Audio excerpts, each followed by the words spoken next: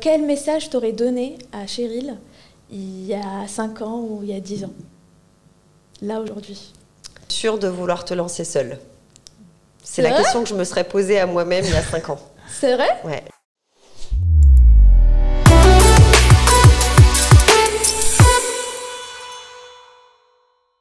Oui, merci Cheryl d'avoir accepté Merci à vous de m'avoir invitée. voilà, de venir et partager votre histoire, ton histoire, voilà. Donc, tu peux commencer par nous parler de comment tu as eu l'idée justement de lancer Original, et non original on va dire. Et voilà, j'ai vu que tu as une formation de chimiste, Oui. c'est ça? Voilà, comment la chimie et le cosmétique va ensemble et comment tu as eu l'idée de préparer ta propre formule, on va dire? Alors, effectivement, j'ai une formation chimiste. Après, j'ai suivi une formation cosmétique dans une école qui s'appelle l'ISIPCA, qui a été fondée par Guerlain. D'accord. Et en fait, la chimie est très liée à la cosmétique, notamment sur la formulation. Donc, pour intégrer cette école, il fallait avoir une licence de chimie. Donc, j'ai suivi le parcours pour intégrer cette école. D'accord. D'accord. Et du coup, tu as travaillé pendant des années dans des boîtes de cosmétiques, c'est ça? Ouais, j'ai travaillé pendant une quinzaine d'années dans des entreprises cosmétiques. Alors, j'ai commencé chez Yves Saint Laurent en alternance, où j'ai travaillé dans un laboratoire soins pour développer les formulations soins d'Yves Saint Laurent. Et après, j'ai intégré rapidement en fait la partie commerciale des ingrédients, où là, j'ai travaillé pendant à peu près 12 ans dans différentes entreprises. Et c'est quoi la partie commerciale des ingrédients? Alors, Oui. en fait, dans les cosmétiques, il y a la partie formulation, mais il y a également la partie ingrédients. Donc moi, je travaillais pour des fabricants d'ingrédients qui rentraient dans les cosmétiques que vous connaissez tous, hein, Donc, de toute marque. Ouais. Donc vous cherchez, est-ce que vous faites des tests avec eux? Comment ça se passe en fait? Alors, Pour ça choisir, dépend. Ouais, justement, effectivement, il y a des collaborations qui sont faites avec des marques de cosmétiques. Il y a d'autres, par contre, ingrédients qui sont développés directement par les fabricants et qui sont vendus après aux industriels. D'accord. Donc c'est pas toujours personnalisé C'est pas toujours personnalisé. Ça dépend beaucoup des entreprises. Il y a des entreprises, alors j'ai travaillé pour des entreprises très jolies, notamment Gade Fossé. Je ne sais pas si on a le droit de citer des entreprises. Oui, bien sûr. Bien sûr. Je travaillais pour une entreprise qui s'appelle Gade Fossé, qui est une entreprise familiale française qui est basée à Lyon, qui fait des actifs, qui fait des excipients. Donc les excipients sont des émulsionnants qui vont rentrer dans les crèmes, qui sont nécessaires en fait pour faire une émulsion. Qui sont des très beaux ingrédients, mais vraiment très très beaux, et qui peuvent être personnalisés en fonction des marques. Voilà. Certaines marques, effectivement, demandent leurs propres ingrédients. D'accord, ok. Et du coup, après 15 ans d'expérience, on attend tout ça. Voilà. Après 15 ans d'expérience, comment tu as eu l'idée de te lancer toute seule, fonder ta propre marque? Et aussi pour le choix, parce que tu as travaillé pour les crèmes de soins, enfin tu as travaillé sur les crèmes de soins, nanana, voilà.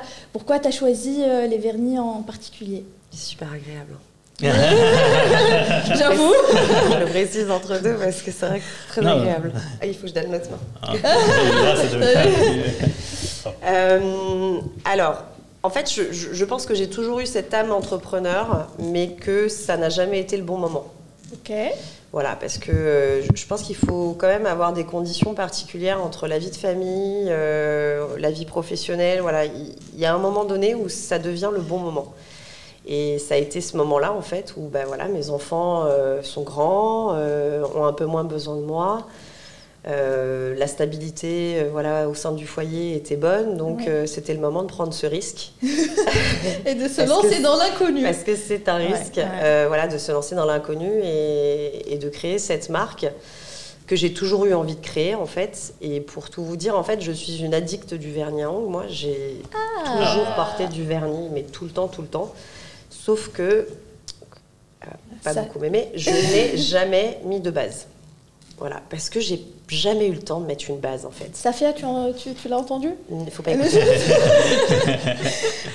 Et voilà, moi la manucure ça devait être rapide, fallait que ça prenne pas beaucoup de temps, donc je faisais ça rapidement, mais je sortais jamais sans avoir les mains qui soient manucurées et j'en prenais pas forcément bien soin puisque j'appliquais simplement le vernis directement sur l'ongle.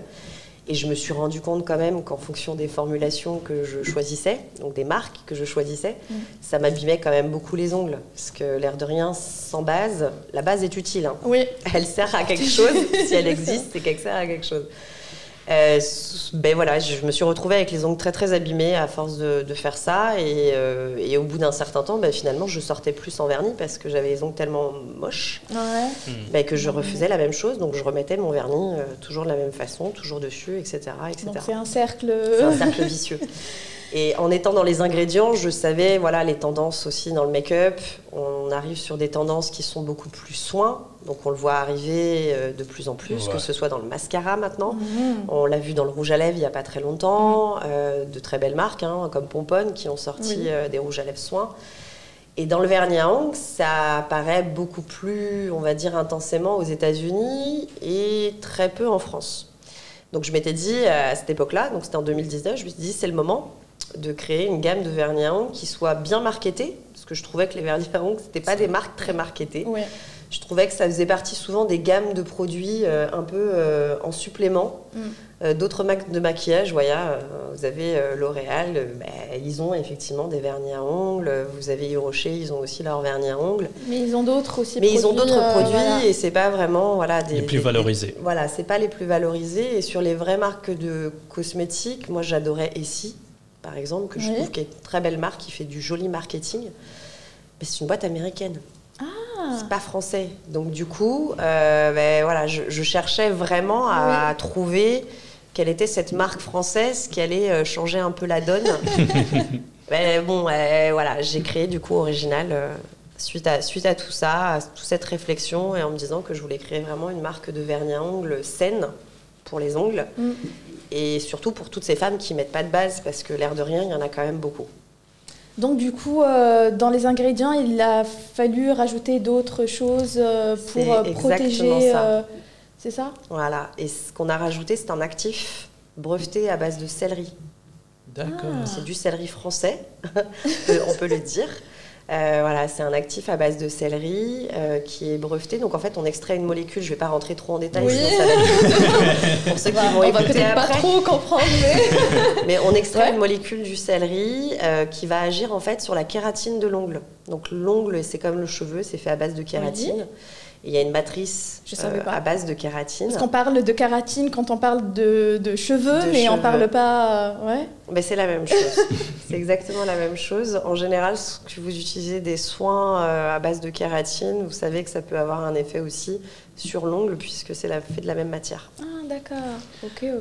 Bon, mettez pas vos produits cheveux sur les ongles. Hein. Mais ouais. Et donc, voilà, cet actif va agir sur l'ongle en le lissant, en l'hydratant et en épaississant. Donc, on va avoir un ongle qui est plus fort tout en posant son vernis. D'accord. Et donc, c'est l'ingrédient secret, on peut dire ou c'est l'ingrédient que... C'est l'ingrédient clé, effectivement, des vernis à ongles. Ouais, d'accord. Original. D'accord. Donc, vous n'êtes pas... Bon, désolé. Ça, c'est toujours... À la fin, ça va bien.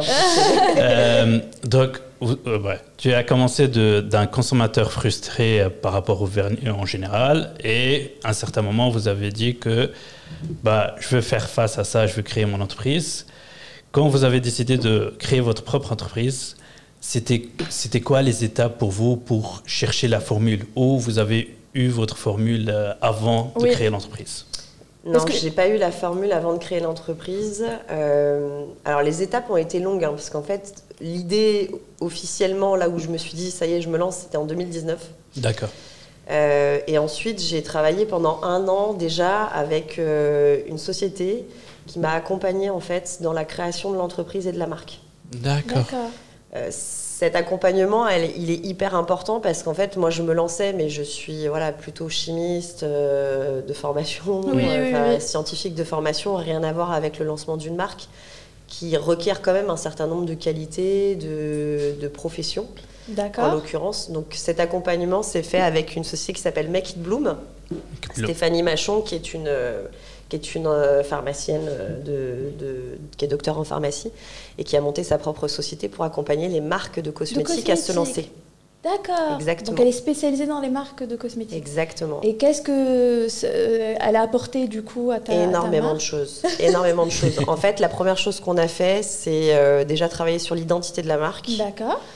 Et puis, on a travaillé aussi à lister surtout toutes les compétences qu'il n'y avait pas, que je n'avais pas et dont j'avais besoin. D'accord. Donc ça, c'était la première étape, de lister vraiment tout ce dont on avait besoin et que moi, je ne pouvais pas faire.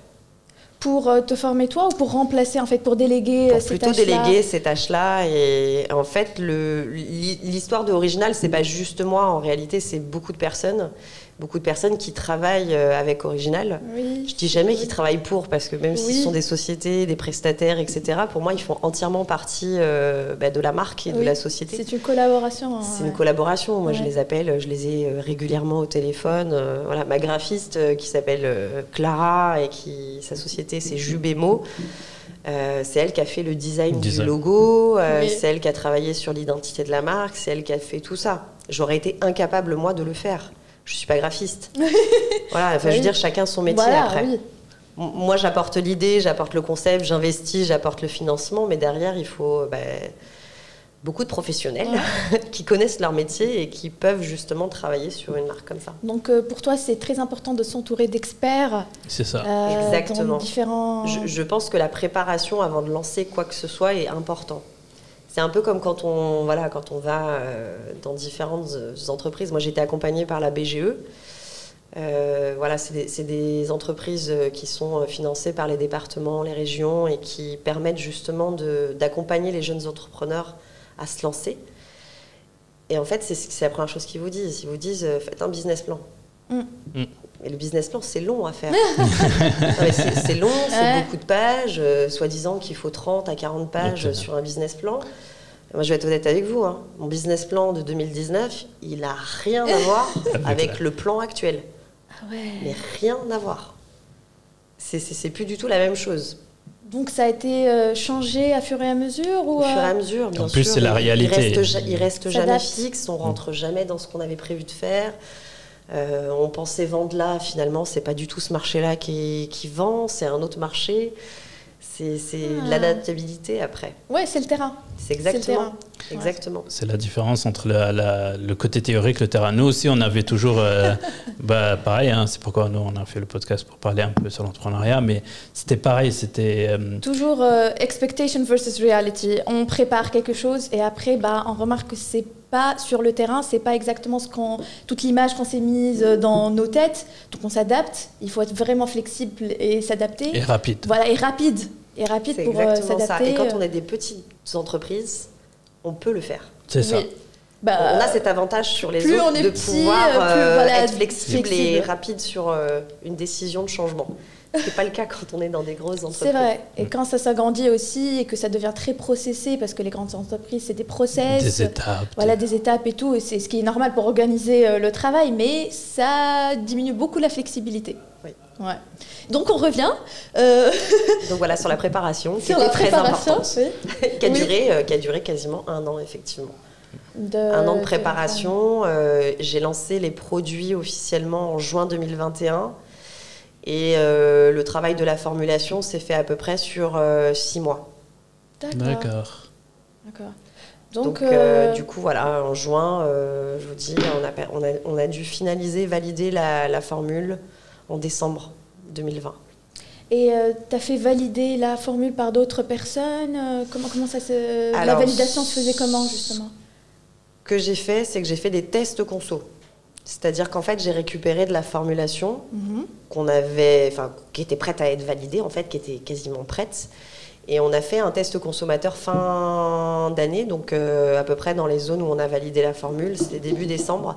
On a envoyé à une vingtaine de consommateurs qui étaient, on va dire, des premiers membres de la communauté originale, qui ont commencé à nous suivre rapidement sur Instagram, Facebook. Et en fait, on les a sélectionnés et on a offert en fait 20 vernis grenade. C'était la première couleur, mais bon, ça correspondait à l'hiver et tout ça, c'était bien.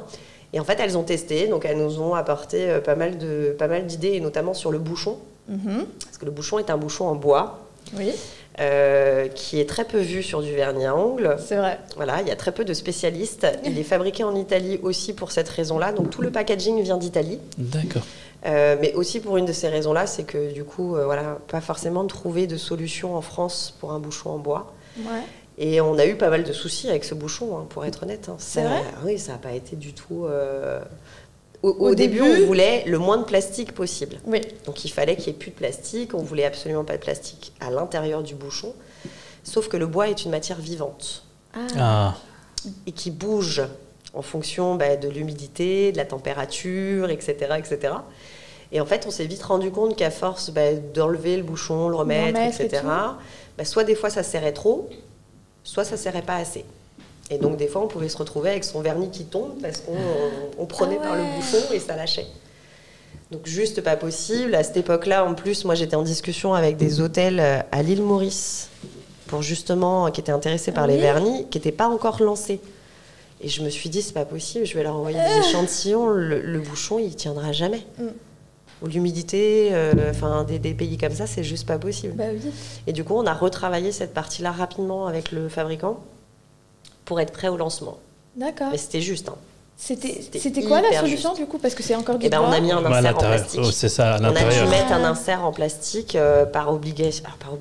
Oui, pour... non, c'est à l'intérieur du bouchon. Ah d'accord, c'est là, c'est cette partie-là. Regarde, à l'intérieur du bouchon, tu as en fait un insert en plastique. Comme ça, on est sûr que quoi qu'il arrive en termes de température, eh bien l'intérieur va quand même tenir et s'adapter au flacon. D'accord. Ah là là, c'est cool. J'adore quand il y a des challenges. Et comment vous vous sentez dans cette période-là? Donc vous êtes entrepreneur, vous cherchez à livrer, il y a un détail dans le produit qui est important, qui a des impacts. Comment vous vous sentez? J'ai pas beaucoup dormi. J'ai pas beaucoup dormi, surtout qu'en plus j'ai rapidement pris une agence de presse. Qui du coup avait aussi finalement un planning avec les lancements prévus où ils devaient envoyer à la presse les produits, etc., etc. Et moi j'avais un délai, donc c'est-à-dire que je savais pas s'ils allaient réussir à me faire et à me fournir parce que les quantités que j'avais commandées de ces bouchons en bois suffisamment tôt pour pouvoir lancer. Mais non, c'est stressant, hein, c'est hyper stressant. Après, c'est un peu le problème quand on est seul. C'est ça. C'est qu'on n'a pas forcément ce binôme avec qui on peut échanger, avec qui on peut dire ça va pas, qu'est-ce qu'on va faire, et puis il y a toujours paniquer ensemble aussi. Là c'est seul, on panique seul, on dort pas beaucoup, et puis après moi je fais beaucoup de sport, donc c'est les moments où en fait je vais courir souvent quand je suis pas bien. Voilà. Donc je vais courir et en fait ça m'évacue, et c'est à ce moment-là où je me dis ok, détends-toi, c'est pas grave. Au pire, tu lanceras un peu plus tard, et puis tant pis. Oui. Et en fait, ça me fait vachement de bien Bravo de faire du sport. Pour toi, parce que c'est pas évident avec. C'est mon binôme, le sport. Non, c'est ça. Et c'est mon fondateur avec vous. C'est mon fondateur. C'est le cofondateur, voilà. Oui, mais justement, c'est pas évident avec le planning et tu commences à stresser. Donc, en général, on laisse aller des sujets qui sont très importants, de prendre soin de soi ou de prendre ce temps d'aller courir et tout ça, parce qu'on est tellement occupé et on se perd en fait. Voilà, on se perd dans le temps, et il y a des conséquences qui sont pas bonnes parce que le sport c'est ce qui te garde zen et tranquille et c'est pas évident. Moi je le dis par expérience parce que je faisais beaucoup de sport avant. À l'université je le faisais presque tous les jours. J'étais en mode fitness, mais quand j'ai lancé on a lancé la boîte ensemble, on s'est un peu perdu. Moi je me suis j'ai un peu prioritisé le travail qui finit jamais. Donc dans ma tête, ok, je vais finir et non, d'accord, demain et après-demain. Et au bout d'un moment, c'était ma santé qui a dit ah non, finalement une alerte parce que j'ai pris l'habitude de bouger et là tu ne bouges pas. Voilà, donc c'est là où et donc voilà, c'est un bravo pour moi. Mais après, si on se parle en toute honnêteté, oui. il n'y a pas si longtemps que ça, je pense que j'étais à 2 doigts du burn-out. Hein. Mais tu le sens venir. Tu le sens, ouais. Tu le sens venir. Moi, je sentais, je bosse un peu moins là, ça y est, parce que j'ai un peu ralenti, mais je bosse. Voilà, c'est ce que je disais, c'est 9 jours sur 7. Tu comptes pas les week-ends, parce qu'en fait, tu bosses quand même les week-ends. Quand il y a des livraisons, il faut livrer, donc je prépare tout. C'est compliqué. Et tu réfléchis 24 sur 24. Voilà, justement. Et même si tu n'es pas vraiment physiquement sur la tâche, tu es dessus dans ton esprit. Et c'est pour ça que, justement, c'est ça qui te mène au burn-out. Parce que, Mais c'est exactement ça. Et moi, je m'en suis rendu compte parce qu'en fait, mon mari est rentré un soir en me disant « Bonsoir, ça va ?» Et je me suis mise à pleurer. Et en fait, il m'a dit « Ok, tu éteins ton ordinateur. » Là, il faut se reposer. Là, stop. T'arrêtes tout parce que... Mais en fait, je me suis mise à pleurer sans raison parce que juste, j'en pouvais plus et que j'avais pas de sujet particulier qui me touchait, mais c'est juste que j'en pouvais plus. C'est le cumul. C'est le cumul de l'énergie. Trop de pression. Trop de trucs à faire, de penser, de ne pas oublier, de faire ci, de faire ça, et en fait, trop. Oui. Et c'est pour ça que je dis, en fait, ça peut arriver, mais je pense à beaucoup de personnes, parce que quand on est seul, c'est compliqué, moi, je pense, d'entreprendre seul. Oui. Et comment vous avez fait face Comment vous êtes pris la main? À ce moment-là, quand vraiment ton mari il t'a dit c'est bon, arrête, c'était quoi les étapes que en fait, après, j'ai vraiment éteint mon ordinateur. Pour le coup, c'était un vendredi soir, donc du coup, je ne l'ai pas rallumé avant le lundi. Ouais. Donc j'ai fait un vrai stop. Voilà. À rien faire. Et puis on a beaucoup discuté aussi. Lui m'a beaucoup soutenu et me soutient beaucoup. Donc ça a fait partie des choses où il m'a dit bon ben voilà, là ce week-end on va faire des trucs en famille, mais tu décroches. Voilà, il faut se déconnecter. Là il n'y a plus vernis, il n'y a plus original, il n'y a plus rien, il y a juste ta famille et stop, tu arrêtes. Et en fait, ça m'a fait beaucoup de bien parce que du coup, c'est là où je me suis rendu compte. Je me suis dit, ok, c'est vrai que c'est d'être parti un peu loin. Ouais. J'ai besoin de ce moment où je rafraîchis un peu. C'est exactement ça. Donc, justement, après, tu as réfléchi à. Il faut absolument avoir tes moments là de. Exactement. De sport, d'activité physique. Ouais. Et je fais du karaté. On a fait karaté quand on était petit. Quand on était petit, on a fait karaté. Je fais karaté depuis que j'ai 13 ans, donc ça fait très très longtemps. Et en fait, j'avais arrêté, une grosse période, j'ai arrêté de pratiquer parce que plus le temps en fait. Ouais. Et là, j'ai repris. Et forcément, j'ai repris, donc je m'accorde ça. Donc voilà, c'est une fois par semaine, c'est pas beaucoup, mais une fois par semaine, je vais m'entraîner, je vais faire mes cours voilà, comme prévu et il n'y a pas de discussion, quoi. Peu importe ce qui se passe, j'y vais. Je ne sais pas si tu sais, mais on est frères et sœurs. Oui, ok. Et du coup, ouais, on a fait le karaté quand on était petits. C'était... tu veux choisir la couleur, c'est ça? Voilà, oui, non, mais je vais prendre rouge. Hein. Ah, c'est le premier bébé, c'est ça? Ah oui, c'était la première couleur choisie. Ah ouais. C'est le rouge, il est le plus connu, distingué dans le vernis. Oui, parce que c'est le choix le plus... Il y a le nude et le rouge. Moi, je dis en général que c'est les couleurs les plus choisies, mais après, il y a plusieurs... Et justement, oui, moi, j'ai sauté sur l'histoire du karaté parce que ma mère, elle était très focus sur le sport. Elle voulait absolument... qu'on fasse du sport et surtout quand on était petits, les deux, surtout nous, on était très actifs. Agité, donc, ouais. C'est plus... on la rendait fou et on avait quelques années une ou deux années d'écart et du coup elle allait péter un câble, donc il fallait les mettre sur une activité. Donc on a fait natation, on trouve des excuses après, on veut plus y aller, elle changeait du coup et le karaté c'était le plus. On est resté peut-être 5 ans dessus et c'était très cool parce qu'en plus on le faisait ensemble et du coup pour elle voilà, elle nous ramenait ensemble et on se faisait des compétitions entre nous parce qu'à chaque fois pour changer justement la ceinture, il y avait des examens et du coup, voilà, on se motivait. Et après, voilà, on a grandi un peu, on était au collège, donc chacun a fait ses activités à lui-même. Et au bout d'un moment, oui, voilà, lui, il a fait kung-fu, je sais pas quoi. Moi, j'ai essayé le gymnastique, comme quoi. Parce qu'en plus, le prof, il se moquait toujours de moi. Quand on faisait les katas comme ça, il me disait, il faut être ferme, c'est pas du gymnastique ici. Du coup, dans ma tête, c'était toujours, peut-être je suis faite pour le gymnastique. Mais bon, anyway. On revient sur les vernis, justement. C'était une petite parenthèse. Pour le choix des couleurs, Oui. je vois bien le rouge et le rose. Moi, vraiment, je les adore. Mais les deux autres couleurs, j'aurais vraiment envie de les tester. Mais c'est un peu pas les couleurs qu'on choisit par défaut, on va dire. Donc, c'était comment tes choix, on va dire, et par ordre. Ça sera bien de savoir l'ordre des enfants, l'âge des enfants. L'âge des enfants. Ouais. Alors, le rouge, c'était une évidence. Lancer une marque de vernis à ongles sans rouge, ça aurait été une grosse erreur. Donc le rouge, voilà, le rouge grenade, pour moi, c'est la couleur effectivement que tout le monde porte à n'importe quel moment et qui sublime une femme assez rapidement. Je trouve. C'est un peu comme le rouge à lèvres rouge. Hein, c'est ça. Ça, waouh. C'est ça. Le jaune, orange et mangue, c'est surtout pour toutes ces femmes qui ont la peau. Alors, au départ, ça a été vraiment créé pour les femmes qui ont la peau mate. D'accord. Parce qu'on voulait vraiment avoir quand on a défini un petit peu l'histoire et l'identité de la marque, on voulait vraiment que ce soit une marque qui soit multi-peau, multicouleur, qui soit pour toutes.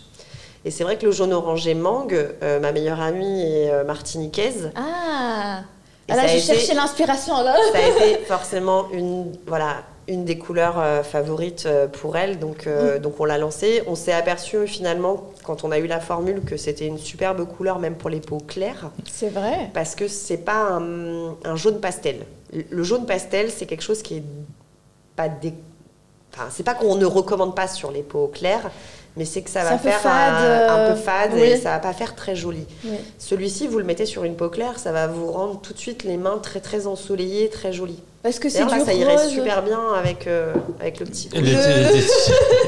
D'accord, oui, c'est justement, je veux bien le tester. Je voulais vraiment connaître l'histoire derrière. C'est vrai que c'est pas du jaune fade, c'est du jaune un peu orangé peut-être, c'est ça, mangue, voilà. Donc c'est un peu jaune orangé, c'est pas tout à fait jaune. Voilà. Et sur les 3 vernis, on était dans notre réflexion quand on a créé les couleurs, on était sur des fruits exotiques. On voulait vraiment partir sur des choses un peu exotiques. Donc, du coup, il y avait rouge grenade, mangue et il y avait pitaya. Et oui. Parce que le pitaya, voilà, c'est un rose très particulier. Hein, c'est un rose fuchsia. J'adore le rose, moi, toujours. Qui est hyper brillant. Et c'est vrai que celui-ci, effectivement, quand vous le mettez dès la première couche, vous faites waouh. Il est très couvrant, très brillant et il apporte tout de suite quelque chose, je trouve, aux mains. Oui. C'est ce que j'ai testé moi la dernière fois. Et ce sont en tout cas ça c'est les trois, on va dire, du lancement de juin. Et puis très rapidement en fait, en discutant aussi avec la communauté, on avait fait un petit questionnaire pour savoir quelles étaient en fait finalement leurs couleurs favorites, qu'elles mettaient toute l'année, tout le temps. Et il y a beaucoup le nude qui est sorti et le naturel. Naturel, oui. Voilà, il y a beaucoup de femmes qui mettent pas de couleur ou qui aiment pas le vernis ou qui aiment juste avoir une couleur de transparent. Oui, un peu brillante. C'est exactement ça. Et du coup, on a lancé donc Fleur de Cerisier en septembre. Vous voyez, je dis toujours on. Hein. Non, mais c'est pour ça, des fois, on me dit... ça me fait rire parce que la dernière fois, quand je parlais avec quelqu'un, il me dit, mais vous êtes combien dans la société? Donc maintenant, on est 2, parce qu'il y a une apprentie, j'ai pris une apprentie, j'ai recruté une apprentie, mais on en reparlera après. D'accord. Je vais finir du coup sur la partie lancement. Donc en septembre, on a lancé Fleur de Cerisier, qui est une couleur beaucoup plus douce et qui est un naturel rose clair, mais du coup avec ce côté vraiment très perfecteur. C'est-à-dire que vous avez les ongles qui sont, comme moi j'ai pu avoir, ou j'ai encore un peu, les ongles très abîmés, très striés, pas très jolis. Vous mettez 1 ou 2 couches de ce vernis et d'un seul coup, vos ongles sont juste magnifiques. Ouais, donc il a vraiment ce pouvoir et sans avoir besoin de mettre de couleur. L'autre aspect de ce vernis aussi que je trouve intéressant, c'est que nous, on n'a que finalement 4 couleurs, ce qui est très peu. Oui. Et en fait, ce qu'on recommande aussi, c'est comme on a cet actif breveté à base de céleri, on recommande de mettre le Fleur de Cerisier une couche en base et après qu'elles mettent n'importe quel vernis qu'elles ont, qui ont une composition qui n'est pas top, parce qu'il y en a toujours sur le marché. Oui, bien sûr. Qui ont une composition qui n'est pas top, et du coup, en fait, ça va quand même protéger leur ongle avec l'actif. Voilà, tu es sûr de protéger tes ongles, et après, tu mets ce que tu veux comme couleur, si il n'y a pas les couleurs...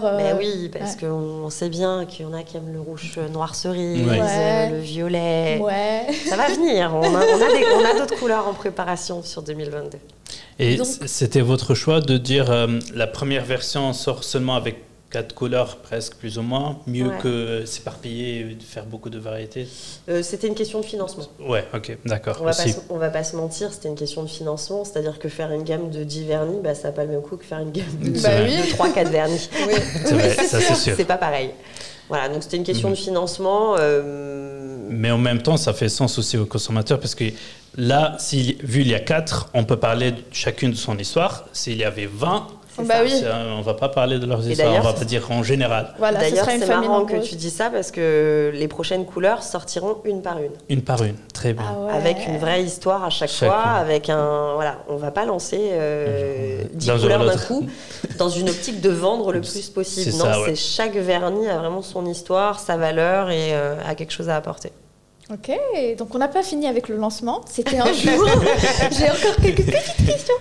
C'était en juin 2021. C'est ça. Tu disais. Et du coup, justement, tu es passé par la phase de confinement, des confinements, on va dire, et tout ça. Est-ce que ça t'a fait un peu peur quant au lancement? Parce qu'on est toujours, on sait jamais quand est-ce qu'on va se confiner ou pas, s'il va y avoir des restrictions, tout ça. Alors j'aurais lancé du rouge à lèvres, ça m'aurait fait vraiment peur. Ok. Mais le choix du vernis à ongles, finalement, m'a un peu confortée parce que je me suis dit, bon, même si les personnes sont moins susceptibles de consommer dans ces périodes-là, au final, le vernis à ongles a quand même explosé en termes de chiffres. Et je pense que c'est un des make-up, finalement, que les femmes ont le plus mis en confinement, plutôt que du rouge à lèvres qu'on a quasiment toutes. Enfin, je sais pas vous, mais je ne vois pas avec du rouge à lèvres. Donc, je pense qu'on a tout arrêté de mettre du rouge à lèvres. Si jamais on a besoin, vite fait. Mais c'est vrai que oui, quasiment...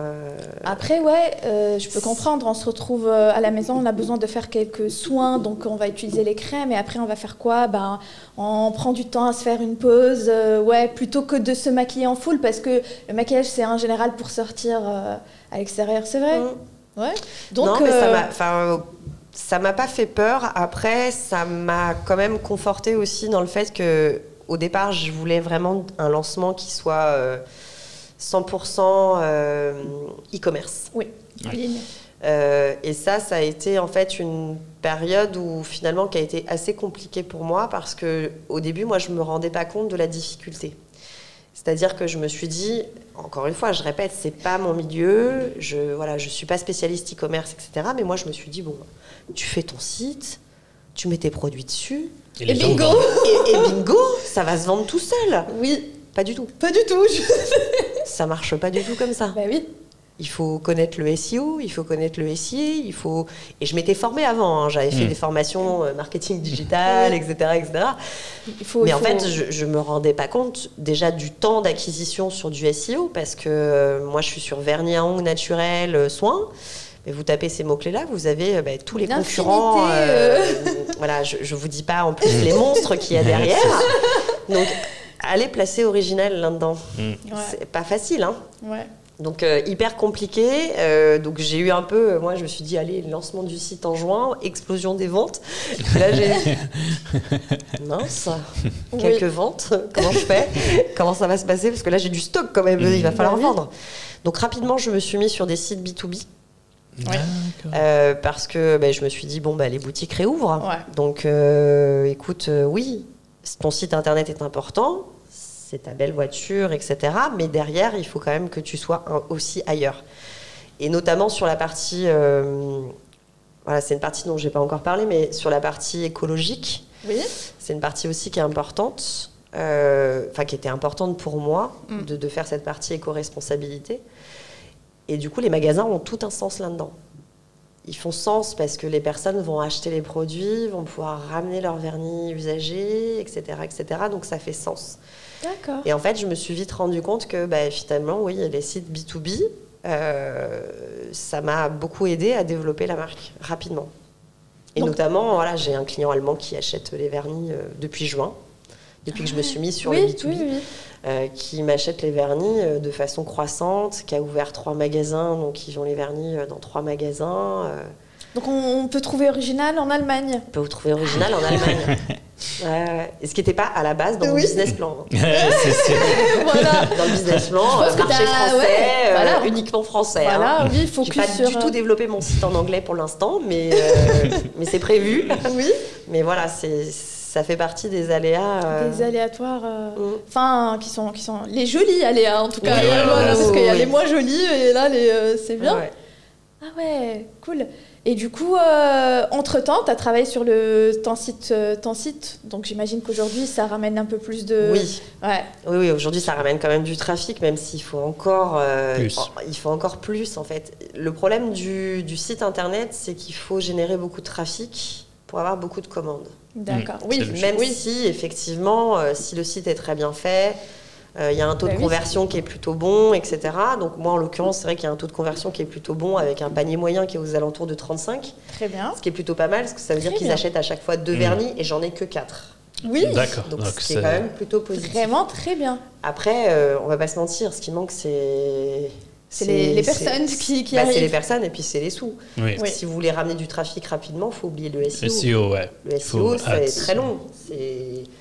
Peut-être travailler rapidement un SEO avec 400 visiteurs par mois, c'est pas mal.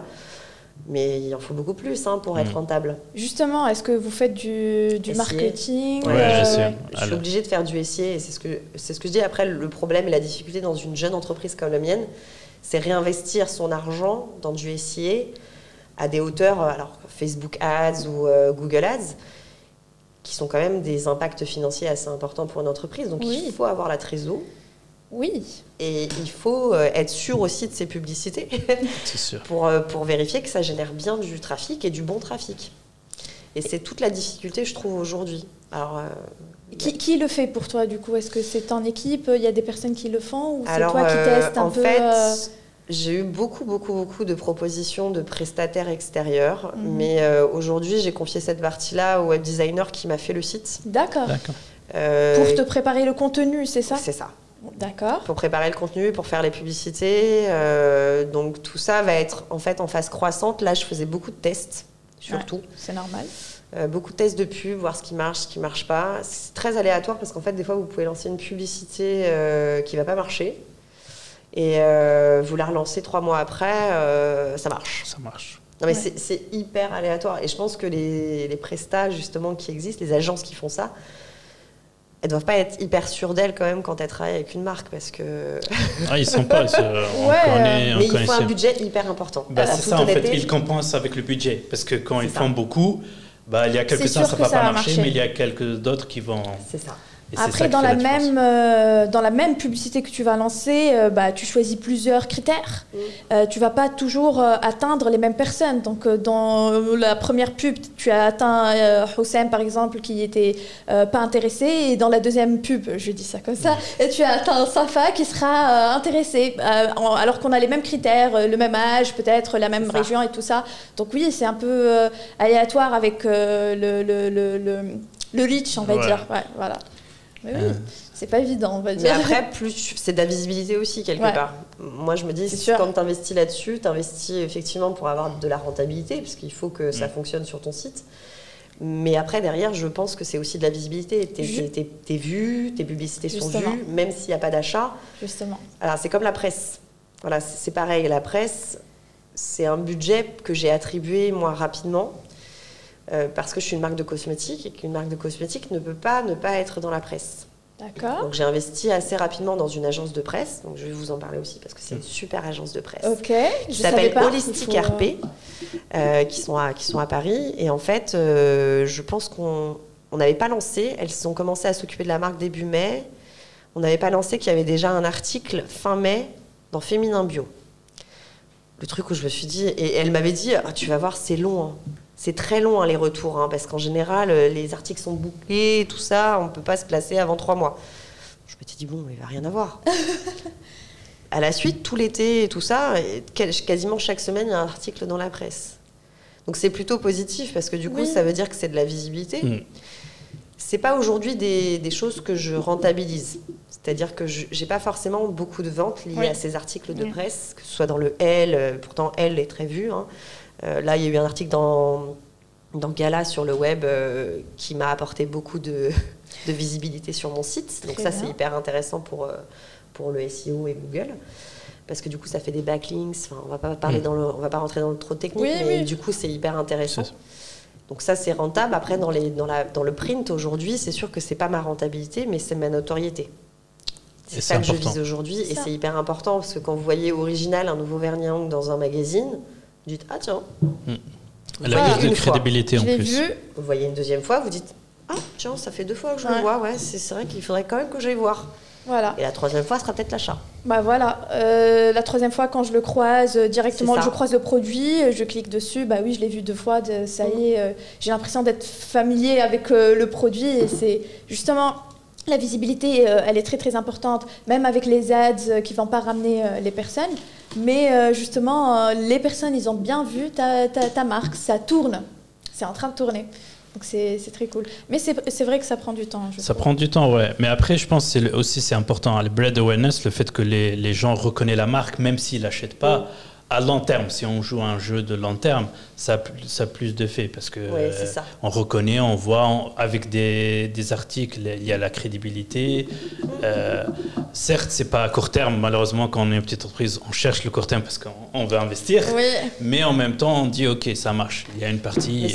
Vous voyez, ça c'est des choses qu'on découvre. Ouais, c'est vrai, tout à fait.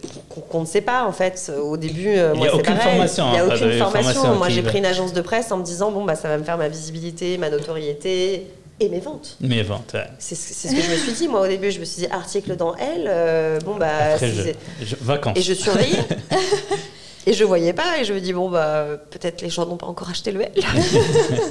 Et si, ils ont dû l'acheter. Mais en fait, c'est pas comme ça dans la réalité en fait. Ouais. C'est comme le SEO, c'est comme tout. En fait, c'est des choses qu'on apprend en tant qu'entrepreneur vraiment sur le tas. Après, voilà, c'est de l'adaptabilité, encore une fois. On s'adapte. Oui, c'est ça. Et c'est pour ça qu'on voulait partager le maximum d'histoires comme ça, parce que, voilà, nous aussi, on a eu nos aléas. On veut vraiment découvrir les autres aléas pour les personnes qui nous, il y a quelques années, c'est pour nous, il y a quelques années, tu vois, les personnes qui veulent se lancer, mais qui veulent se préparer, il n'y a pas un support, il n'y a pas une formation qui va te dire attention, il y a des aléas. Comment faire face, comment s'adapter, comment se valoriser soi-même. Je pense qu'on apprend tous vraiment sur le terrain même s'il y avait des formations avec des exemples, ça resterait de toute façon pas forcément les mêmes exemples. Oui. Ça sera théorique. Et je pense que vous devez le voir aussi sur les interviews que vous faites. Non, vous n'avez jamais les mêmes... c'est pas les mêmes cas, justement. Si jamais je me prépare, je me dis, chérie, elle m'a dit, donc moi je me prépare, mais il y aura d'autres... C'est ça, moi je dis, exactement. Non, je suis pas prête pour ça. Mais oui, c'est vrai. Et il y a d'autres contextes aussi qui jouent énormément. Il y a par exemple 2 fondateurs. Il y a leur problème, c'est la distribution. Leur problème, c'est comment ils entrent dans les magasins. C'est pas toujours et à des stades différents. Ça peut, il peut avoir il y a d'autres marques qui n'ont pu accéder à les grandes distributions, les retail. Mais après, c'est que l'inconvénient, leurs produits ne se vendent pas. Donc le retail, après 1-2 mois, il dit non, on arrête. Donc, ça me rappelle une histoire que j'ai entendue il n'y a pas très longtemps de quelqu'un qui m'a recommandé en me disant va pas trop vite dans le retail, ta marque est hyper jeune. Enfin, prends le temps. Oui. C'est-à-dire, le retail, tu as le temps. C'est pas pour tout de suite. Et si tu as des propositions, le fais pas tout de suite. Et je pense qu'ils ont entièrement raison de le conseiller par contre. Parce que j'ai rien contre les gros retailers, mais c'est des tueurs de petites marques. Ah ouais. Mais en fait, c'est exactement ça. C'est-à-dire qu'en fait, vous allez être attiré par le nom en disant « Waouh, mais oui, je veux être dans tous ces magasins à la fois ». Sauf que derrière, si ça ne se vend pas, en fait, vous repartez avec votre marchandise sous le bras, avec tous les financements que vous avez dû faire pour... Et moi, je connais certaines marques dont je ne citerai pas le nom, mais qui ont été, qui sont mortes à cause de ça. Et après, tu peux plus rentrer à d'autres retail parce que celui-là, il a dit, il est pas rentable, ce produit-là. Et là, t'es marqué comme pas rentable. Donc, personne ne va prendre. Tu vas trouver. Et là, c'est trop tard de faire. Faut pas aller trop vite, en fait. C'est ça. Ça, par contre, oui, aussi. Il faut faire étape par étape. C'est pas évident d'être patient.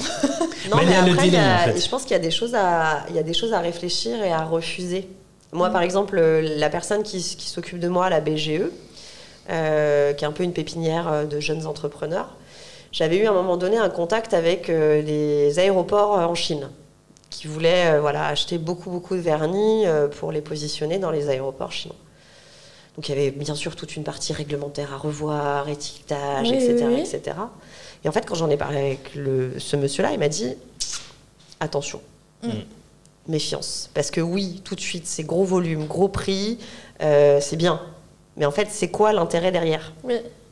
C'est vrai. Et il y aura combien d'autres... Est-ce que vous voulez être en Chine? Non. Ok. Donc, pourquoi vous voulez accepter ça? Et en fait, j'ai refusé. Donc, voilà. Donc, j'ai refusé, mais bon, je me suis bien sûr assise sur une très grosse somme qui m'aurait fait un super chiffre d'affaires en fin d'année. Ouais.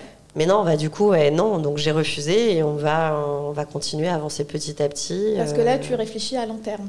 Parce que si tu aurais accepté, tu seras, voilà, court terme, c'est bon, ça me fait un bon financement, mais ça peut être, voilà, long terme. Ouais, c'est... Donc, aujourd'hui, comment tu sens Original aujourd'hui? Et aussi, quels sont tes plans, pas, pour ne pas rentrer un peu dans les détails du plan, mais où tu vois Original dans le futur? Alors, du coup, aujourd'hui, Original, ça va être quand même globalement encore du e-commerce. Oui. Parce que je vais mettre beaucoup plus de moyens sur la partie e-commerce parce que voilà, le site est très bien, il fonctionne très bien, il marche très bien et que c'est de l'acquisition, on va dire, assez simple et rapide. Et c'est là où j'ai le plus de marge, on va pas se mentir. Oui. C'est pas de la redistribution, donc je vais quand même mettre les moyens dessus. Ensuite, bien sûr, c'est positionner les vernis aussi en boutique, ça je vous l'ai dit, parce que c'est important aussi qu'ils y soient. Aujourd'hui, il y a quand même des boutiques qui ont les vernis, qui distribuent les vernis, notamment à Paris, qui sont des boutiques responsables, qui sont zéro déchet. D'accord. Puisque aujourd'hui, Original, c'est la seule marque qui fait des vernis à ongles éco-responsables, puisqu'on récupère les flacons de vernis, donc on ne jette plus rien. C'est pour ça que c'était un problème, le plastique, mais au final, on ne jette pas. Okay. On produit quand même du plastique, ce qui est vraiment pas bien, mais par contre, on ne va pas le jeter. D'accord. Donc, c'est une des valeurs, en tout cas, c'est de sélectionner vraiment où on est distribué. D'accord. Et ça, c'est et de ne pas accepter... C'est où? Parce que j'ai pas vu... où est-ce que vous avez mis sur votre site web? On est en train de le mettre là. On est en train de le mettre. Je voulais bien voir si c'était uniquement en ligne ou s'il y avait des boutiques et je trouvais pas l'info parce que j'ai cherché. J'ai bien cherché. Non, ça y est, on est en train de le mettre là. Donc normalement, on doit commencer à trouver parce qu'on a commencé à lister justement les premières boutiques. Ça sera sur le site. Ce sera sur le site. Parfait. Dans l'onglet Notre marque, où nous trouver. Où nous trouver. Okay. Et du coup, voilà, il y a une boutique qui s'appelle La Bonne Composition qui est à Pigalle à Paris. D'accord, vous pouvez trouver les vernis. Qui fait voilà, que des cosmétiques comme ça, responsables, à la bonne composition. Cool. C'est bien le bon nom. Et The Next Shop, qui a 2 boutiques à Paris aussi, qui sont dans le 4e et 11e.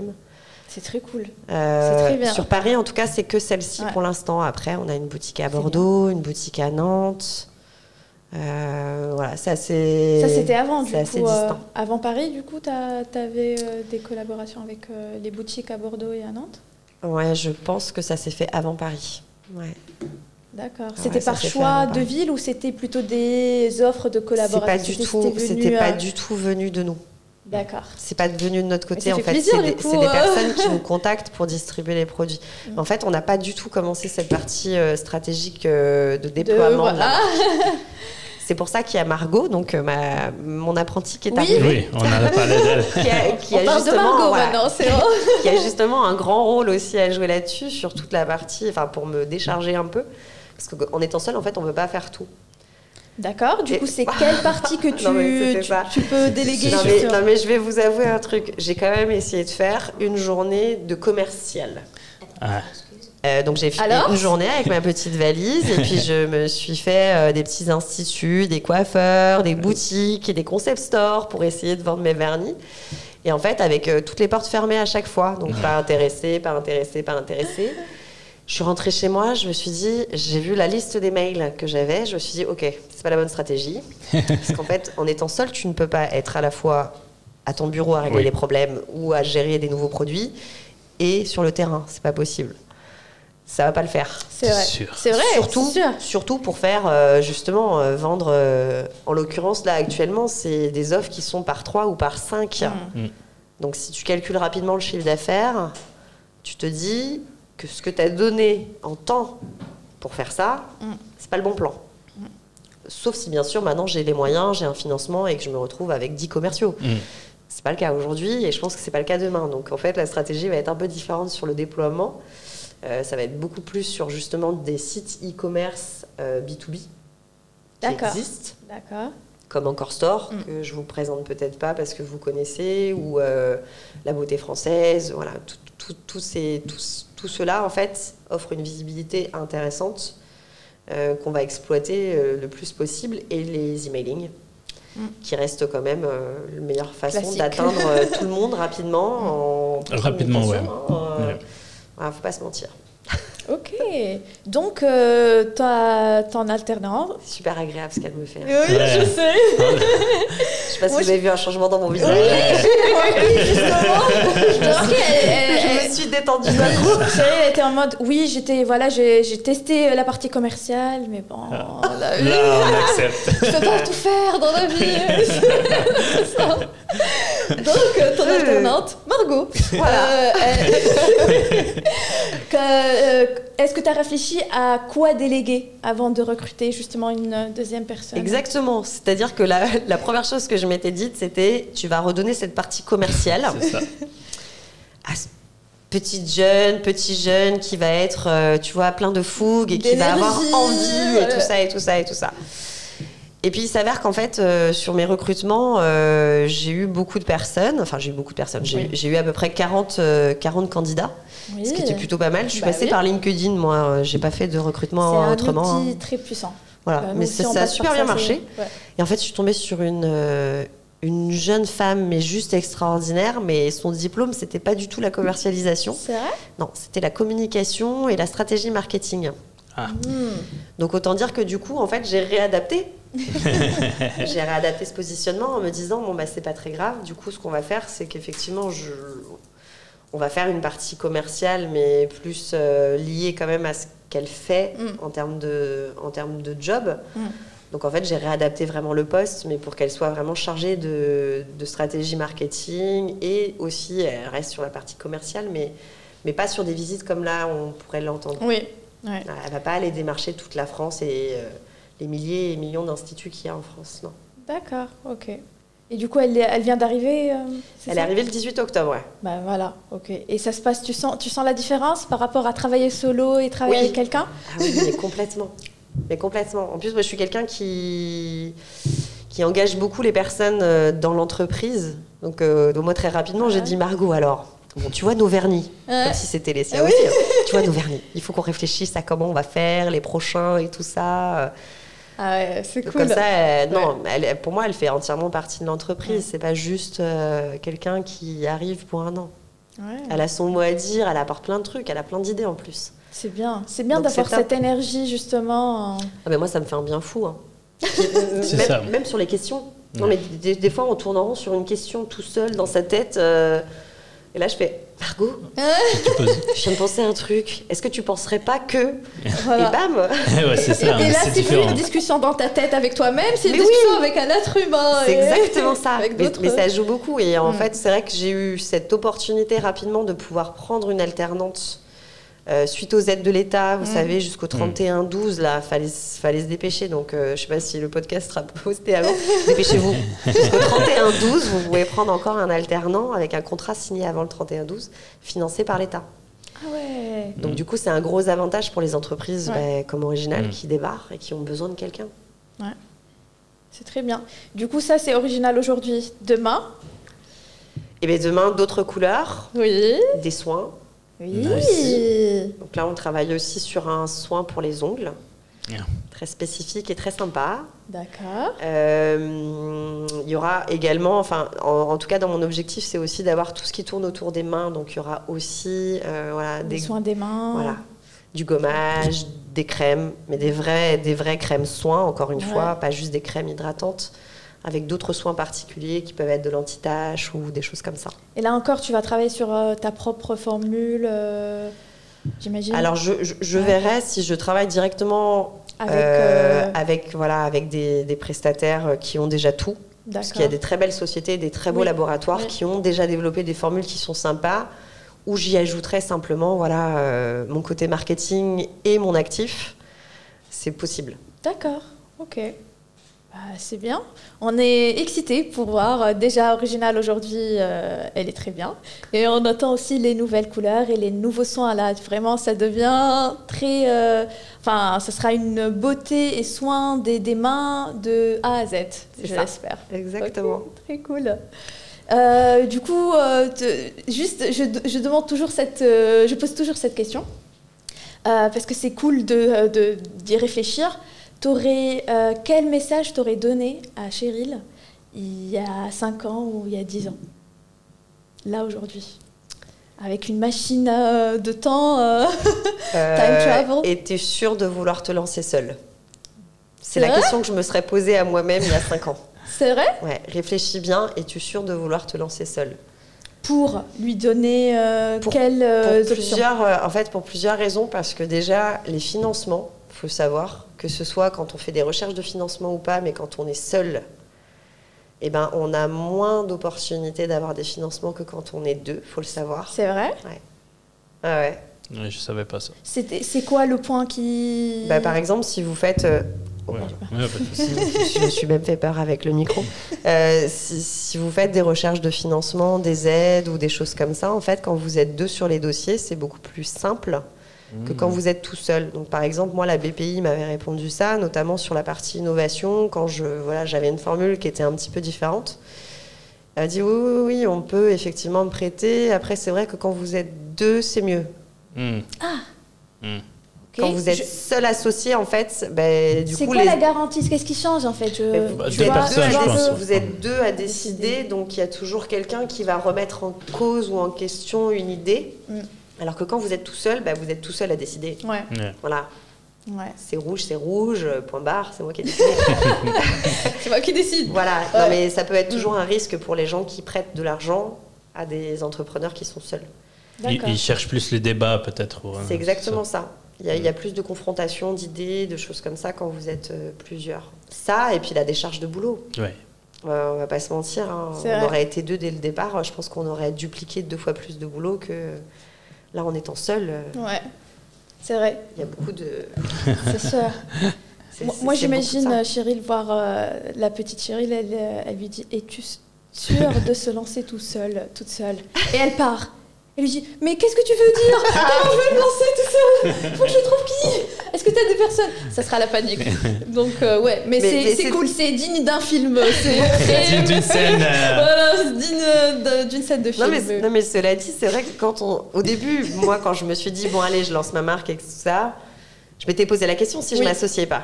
Et après, je me suis dit, mais c'est quand même galère de t'associer parce qu'en fait, j'ai connu aussi l'inverse, c'est-à-dire des boîtes qui ont liquidé parce que mauvaise entente entre les associés. Justement. Et puis ça finit mal, quoi. Justement, donc je m'étais dit, bon, reste seul, au moins t'es tranquille, tu vas pas... C'est pas évident, c'est vrai que c'est pas évident. Pas aussi évident le partenaire, c'est vraiment... le choix de partenaire, c'est un des choix. Alors, Cheryl? Ouh, j'adore. Ah, Tatiana, elle adore le rouge en plus. Non, très bien. Bon, merci. Est-ce que, alors, ton feedback sur l'expérience? Ça va, c'était pas trop bizarre de parler avec nous? C'était un peu comme ça. Ouais, c'était ça. T'as un peu c'est moi, en fait. C'est ça. Mais moi, j'ai eu le plaisir de parler avec elle. C'est pourquoi moi, j'ai parlé moi, en fait. J'ai pas voulu poser beaucoup de questions parce que c'était plus évident. J'ai voulu m'excuser après. Je me suis dit, bon, peut-être que ça va couper après. C'est la disposition. Mais c'est vrai que du coup, j'étais comme ça et je te tournais un peu le dos. Non, pour moi, c'est bon. Je suis désolée. Moi, j'ai remarqué, Cheryl a parlé avec moi. Je lui dis. Ouais, c'est pourquoi moi, j'ai posé moi des questions. J'ai dit, c'est plus facile de parler dans ce... En plus, on fait un peu de soin, mais avec en même temps tourner, ça marche pas. Ça va avoir mal à la fin. Non, mais super agréable. Merci beaucoup. Merci. Merci à toi d'avoir aussi accepté de tester quelque chose de nouveau. Faire un podcast avec un soin, c'est pas évident. Mais on voyait bien qu'à la fin, elle était en mode... Oui, surtout la fin. Un petit massage. Parce que moi, je l'ai testé justement pour savoir si et pour aussi tester tout ça. Et au début, c'était pour parler, c'était pas évident parce que Sam il était là, donc je parlais avec lui. Mais à la fin, j'étais très philosophique. J'étais genre la vie, faut bien tester. Elle était en train de faire. Oui, mais voilà, c'est la vie, c'est les challenges, c'est la mode. Donc, je voulais voir si ça faisait la même sensation, mais c'est cool. Donc merci beaucoup Cheryl d'avoir partagé ton histoire, ta belle histoire et ton beau projet. Beaucoup de succès, de bonheur dans le futur, je l'espère. Et on va vous suivre. T'inquiète pas, donc on va voir et j'espère qu'on aura aussi un autre podcast dans le futur pour parler de l'avancement de la marque. Avec plaisir. Merci à tous. Merci beaucoup. Merci beaucoup.